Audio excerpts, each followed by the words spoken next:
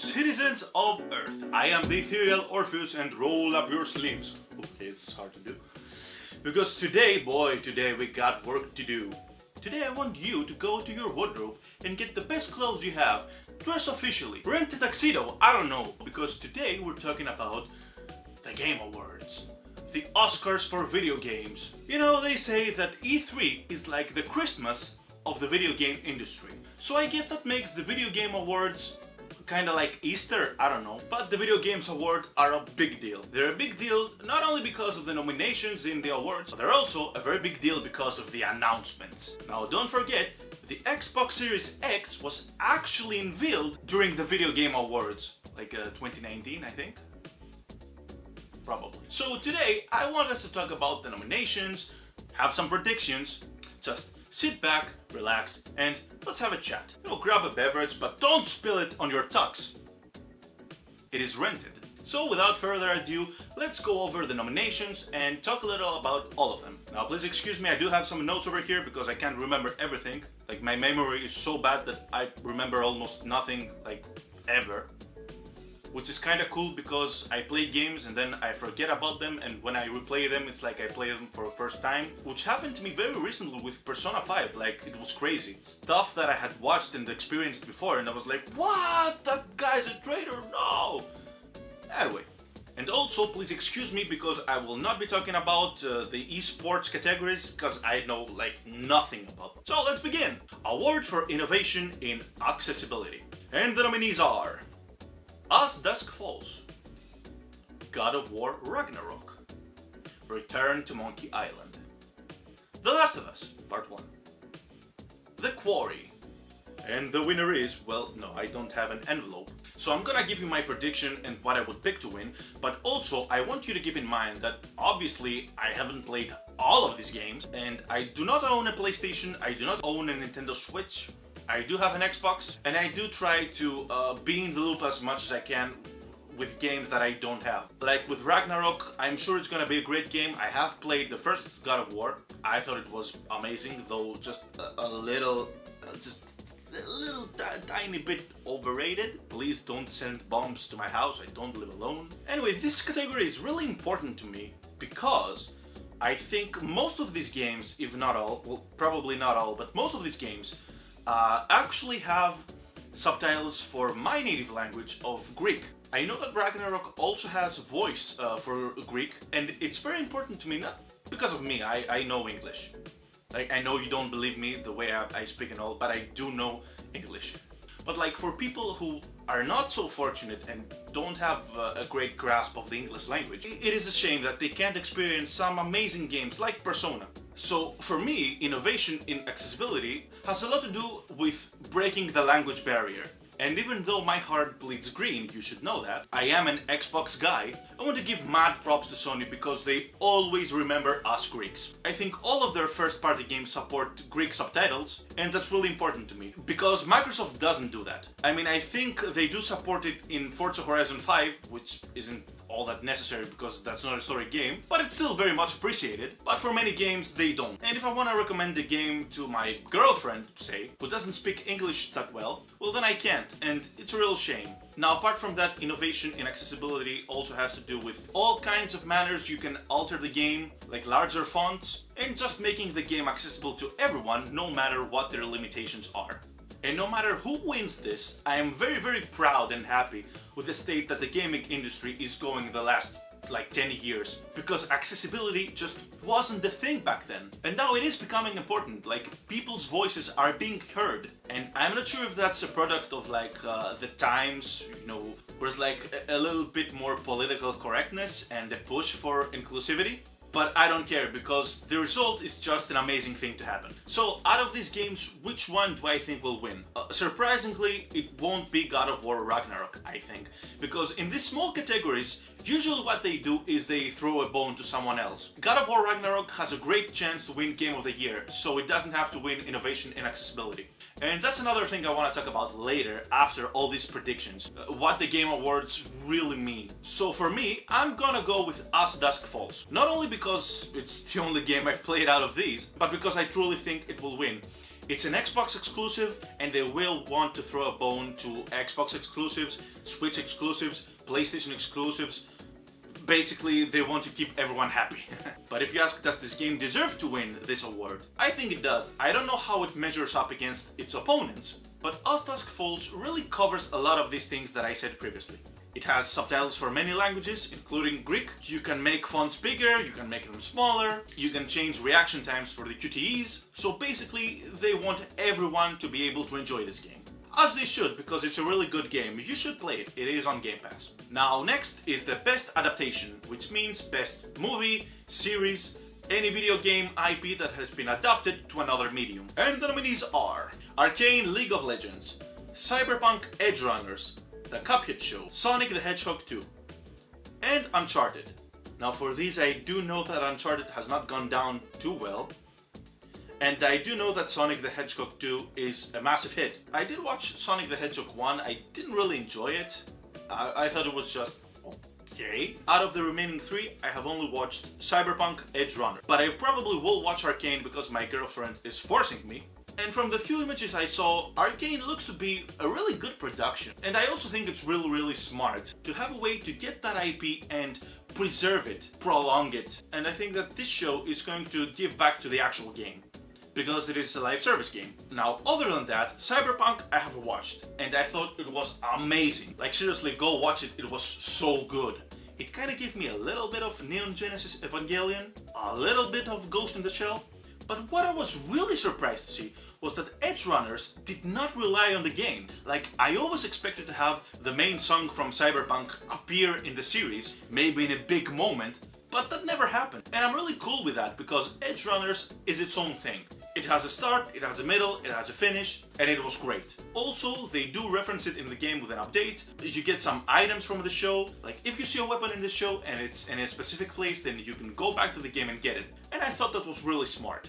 So for this, I am between Arcane and Cyberpunk Edge Runners. But I do think it's going to go to Arcane. Whoever it goes to, the real winner is Netflix, because The Cuphead Show, Edge Runners, and Arcane are on Netflix right now. Next category is Most Anticipated Game of 2023. And oh boy, these are the big guns. And I think that all of these, well, almost all of these, will be Game of the Year candidates for 2023. And it is looking good. 2023 will probably be a breakthrough year in gaming. Just listen to this. Final Fantasy 16. Hogwarts Legacy, a game that I was really bummed to see delayed because it would have benefited so much from Christmas sales. Resident Evil 4, Starfield, and The Legend of Zelda Tears of the Kingdom, which is Breath of the Wild sequel. Man, this is hard because these all are huge games. But in the end, I think it's a toss-up between Starfield and The Legend of Zelda. I'm not sure which is going to win this, but my personal pick, obviously, is Starfield. I love Bethesda, I love The Elder Scrolls, Fallout, and I'm pretty sure I'm going to love Starfield. But I wouldn't be surprised to see The Legend of Zelda take it. And I guarantee you that the Game of the Year 2023 is in this list right now. And I think it's Starfield. Next up is Best Multiplayer Game. And the nominees are Call of Duty Modern Warfare 2, Multiversus, Overwatch 2, Splatoon 3, and Teenage Mutant Ninja Turtles Shredder's Revenge. Now I'm pretty sure who's going to win this, but I could be wrong, because these are all heavy hitters, probably except for Shredder's Revenge, which might be a great game, I haven't played it, but it's just not as popular as the rest of these. I mean, I could see Multiversus get it because it's a free-to-play game. I definitely could see Call of Duty get it because it had like, what, 1 billion in the first, like, I don't know how many days. And also, I could definitely see Splatoon 3 get it because I think it was the best-selling game ever in Japan or something like that. So my prediction is also going to include what I said previously about throwing a bone, and I think it's Splatoon 3 that is going to get it.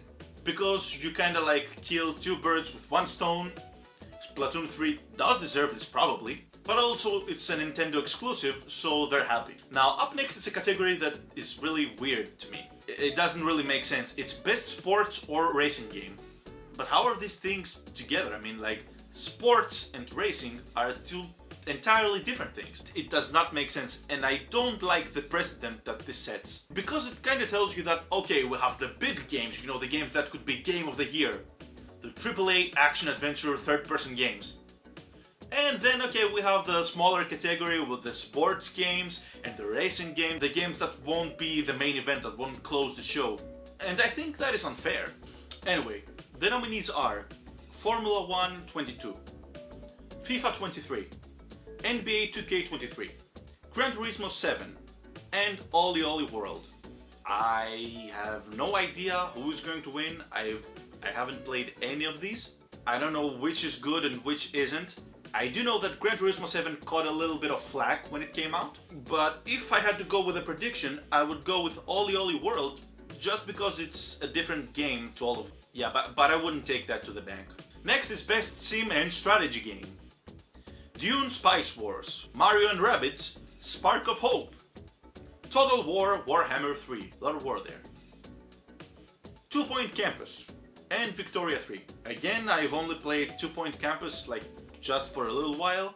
I'm not qualified to tell you who is going to win, but I'm gonna give you a prediction of Dune Spice Wars, just because, I don't know. Okay, Best Family Game, Splatoon 3 is probably gonna win this one too, so if it does win this one, then I guess Call of Duty could win the previous one. Best Family Game, aka Best Nintendo Switch Game, Kirby and the Forgotten Land, Lego Star Wars, The Skywalker Saga, Mario and Rabbids Sparks of Hope, Nintendo Switch Sports, and Splatoon 3.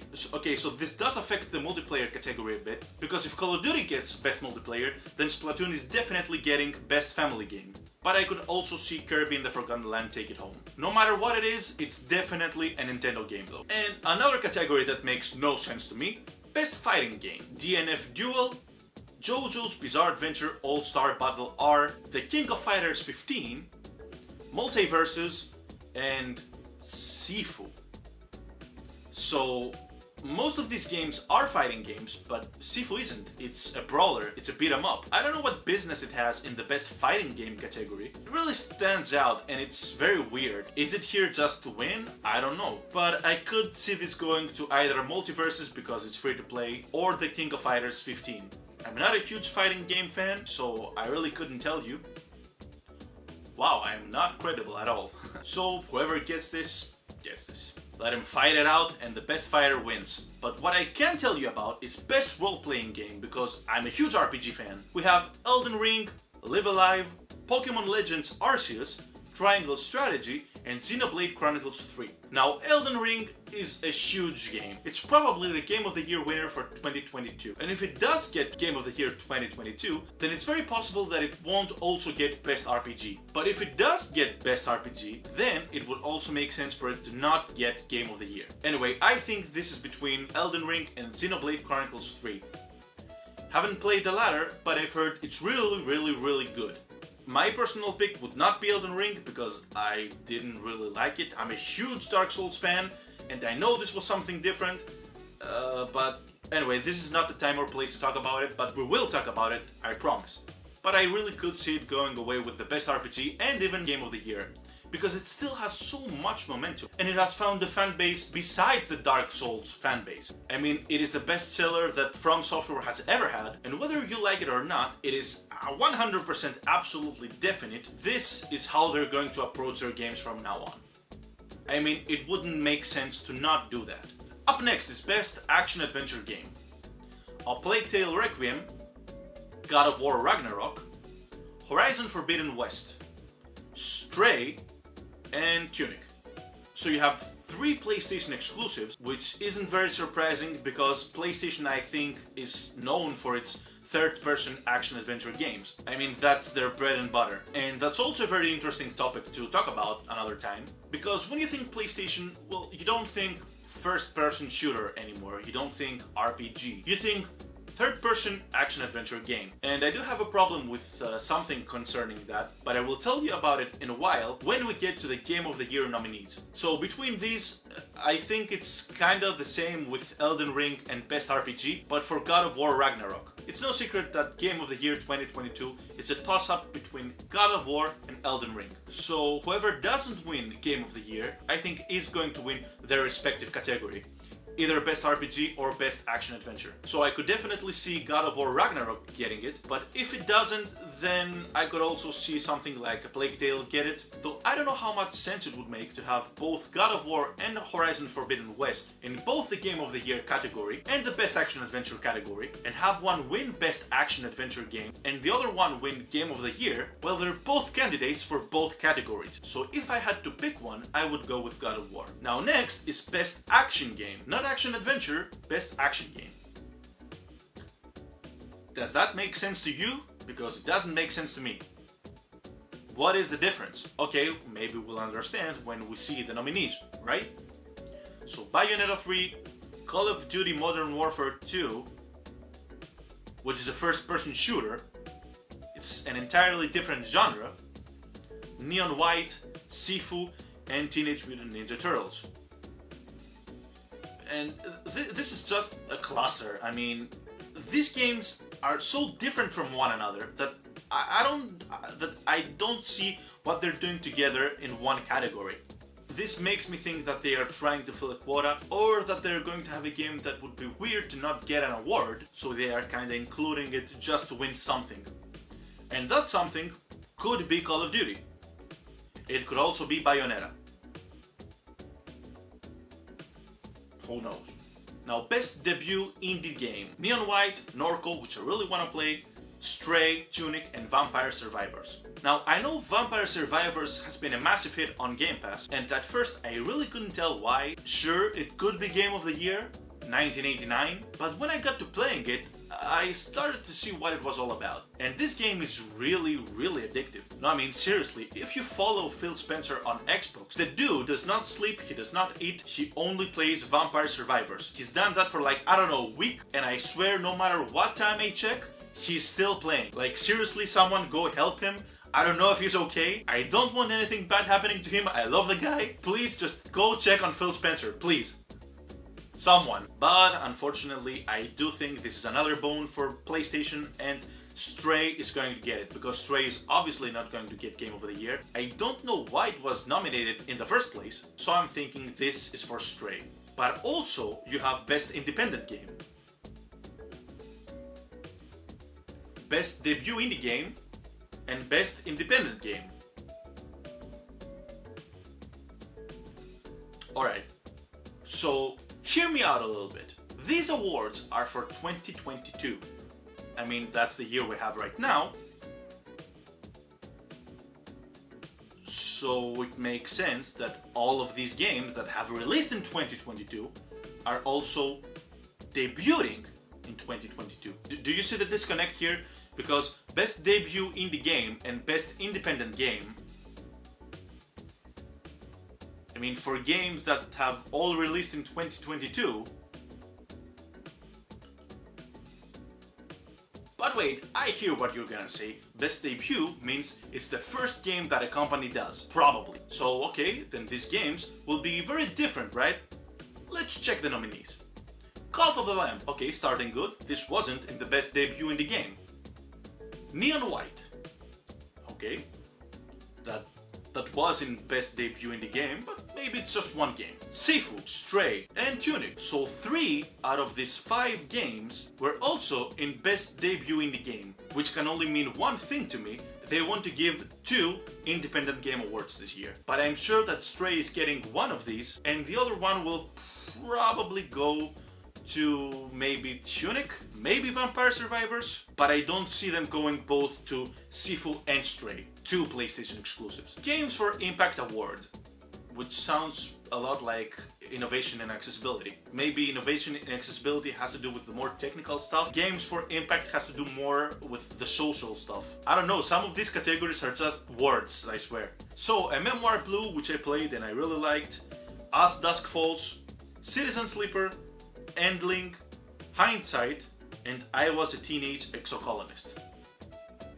And for these, I could also see a Memoir Blue being in innovation in accessibility, because while a game like As Dusk Falls supports many languages in subtitles, a Memoir Blue does not need them. There is no dialogue. You can play the game no matter where you're from, no matter if you even speak. I think that was really cool. Unfortunately, I don't think this is going to win Best Performance of an Actor. Ashley Burch from Horizon Forbidden West, Charlotte McBurney from A Plague Tale Requiem, Christopher Judge from God of War Ragnarok, Manon Gage from Immortality, and Sonny Suljic from God of War Ragnarok. Now all of these people are awesome, they're amazing, their performances are great, but my pick definitely goes to Manon Gage Immortality. And not just because I'm an Xbox fanboy, but because Manon Gage actually performed like in a movie. I don't know if you've played Immortality, and if you haven't, please just drop everything you're doing and go play it. It is my personal Game of the Year for 2022. It was that good for me. It's not a traditional video game in the video game sense. If you've played any Sam Barlow games, then you probably know what this is about, but this, Immortality, also happens to be the best game he's ever put out. So for an amazing performance, I would definitely see Manon Gage getting it. And you know what? I would be upset if she didn't. Best Audio: Call of Duty Modern Warfare 2, Elden Ring, God of War Ragnarok, Gran Turismo 7 and Horizon Forbidden West. Now you might be starting to see that PlayStation exclusives are once again dominating across all categories as nominations. And on one hand, it's no surprise, and I think it is warranted, because these video games are video games in the most traditional way that a video game can be a video game. They're the AAA, third-person, narrative-driven action-adventure games that these publications seem to favor a little bit when it comes to Game of the Year. And for this, I'm not sure who is going to get it, because a lot of these games I haven't played, but I don't think it's going to be Elden Ring. I mean, the audio didn't really stand out to me when playing Elden Ring, aside from the soundtrack, but again, I don't think that's going to be enough for a win. God of War Ragnarok could have this in the bank. Best Score in Music is a different category, as it should be, and the nominees are A Plague Tale Requiem, Elden Ring, God of War Ragnarok, Metal Hellsinger, and Xenoblade Chronicles 3. Now, most of these games have been nominated for like a million other categories, except for Metal Hellsinger, which I think is going to win. And not only because the soundtrack was great, but also because it was so instrumental in the gameplay itself.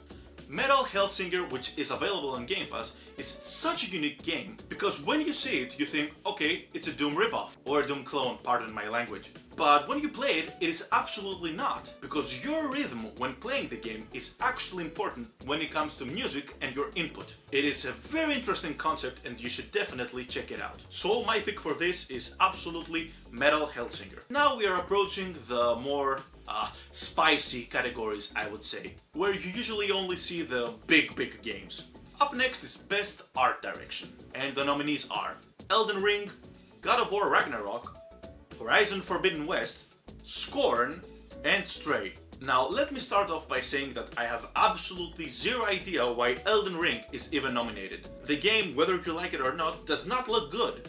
It looked like a PlayStation 4 or Xbox One game. But okay, art direction is not necessarily about graphics and resolution. But even with the art direction, I thought Elden Ring was very bland. Like the entire map just looked so samey to me. And it was so different from like Dark Souls 1, which is a masterpiece. So yeah, I do not see Elden Ring getting this, and if it did, I think it would be unfair. Now what I would pick for this is a game that I did not enjoy, because it was absolutely not what I expected to play, and that's my fault, it's not the game's fault, but that is Scorn. Scorn looks absolutely amazing. I have never seen anything quite like Scorn. Not only does it look amazing, but it's just so visually different. It is so interesting. If you haven't watched Scorn at all, it is this disgusting Geiger art style, and it is so beautiful. I mean, you can't look away, seriously. It is disgusting and awesome at the same time. Unfortunately, the game itself left a lot to be desired for me. But when it comes to art direction, Scorn has to win this. If it doesn't, man, this is a ripoff. And probably one of my favorite categories, because this is what interests me the most, above audio, above art design, above everything. It is Best Narrative. When I play a game, I usually look to the narrative. Even if it's a bad game, but the narrative is good, I will still forgive and play the game. Like Deadly Premonition. If you haven't played it, this game is... Jesus, it's in the worst state possible. But it is so interesting and the narrative is so unique that you absolutely want to play through it. Even with the terrible combat, the terrible acting, it is like The Room but in video game form. And I love it because The Room is my favorite movie of all time.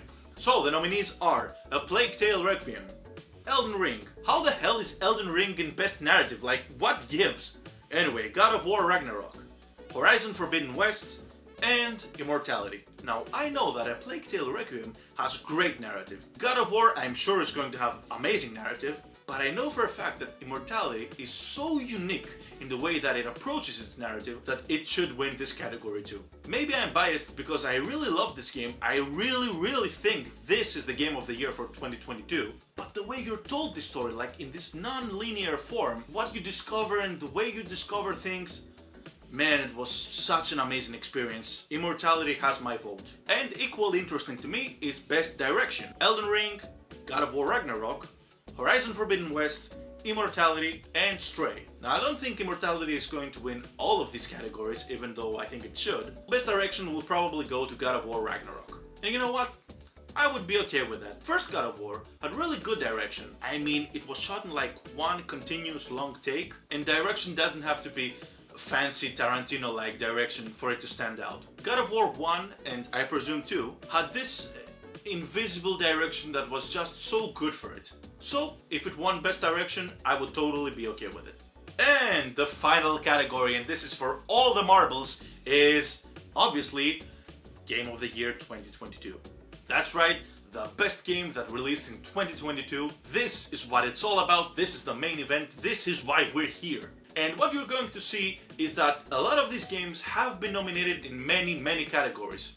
Which kinda makes sense, because they're supposed to be great games in most of their respective areas, but also I do think it kinda tells a story that 2022 wasn't so heavy in game output, which I do hope and believe that 2023 will not repeat. So, the nominees are A Plague Tale Requiem, Elden Ring, God of War Ragnarok, Horizon Forbidden West, Stray, and Xenoblade Chronicles 3. Now, to even be nominated for Game of the Year is, I suppose, a great honor. It means that your game stands atop everything else on a mountain with the very best. And for a game like Stray, which is not going to win, I guess it's a huge boost to the company that made it. Because they have now been nominated for the best award that the biggest publication of Game Awards has to offer. I mean, sure, there are many publications that are going to voice their opinions about which was the game of the year. But this, the Game Awards, is supposed to be the golden standard. Like the Oscars are for movies, this is what you want for a video game. And for Game of the Year 2022, I think it's obvious that you have two giants competing against each other. And these two giants are Elden Ring and Power Washing Simulator. No wait, God of War Ragnarok. But I am surprised that Power Washing Simulator was not nominated for anything. And no matter which of these get it, I want to talk about something. Elden Ring was released all the way back in February, and God of War was released like a month ago? Sure, it was before the cutoff date, but I think it is a little unfair when you have people voting for these awards. Why? Because God of War, which released like a month ago, has so much momentum still because people are going to be finishing it right about now. And that obviously is going to influence a lot of votes. Whereas Elden Ring has had almost a full year, and sure, it still keeps its momentum, but you can't compete with something that came out a month ago.